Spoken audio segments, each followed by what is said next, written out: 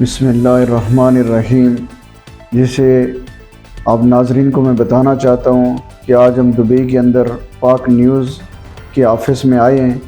آج جو پاک نیوز کے سی او ہیں محترم اعجاز جان صاحب سے ہماری تفصیل ملاقات ہوئی۔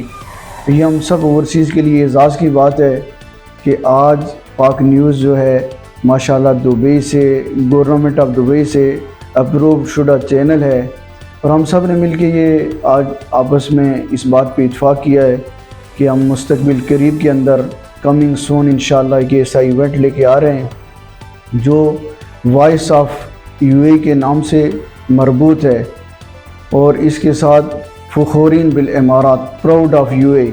تو اس کے لیے ہم پوری دنیا کے لوگوں کو یہ دعوت دیتے ہیں کہ ہمارے اس پروگرام میں شرکت کریں، اور متحدہ عرب امارات جو ہے یہ پوری دنیا کے لیے امن کا گہوارہ ہے۔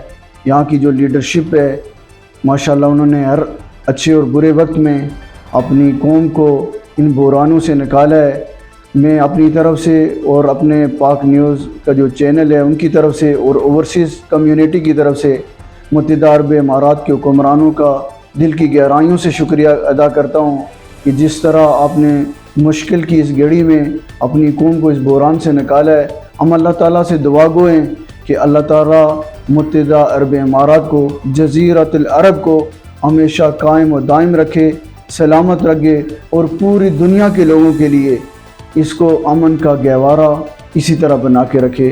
جزاک اللہ خیر۔ آپ دیکھ رہے ہیں پاک نیوز۔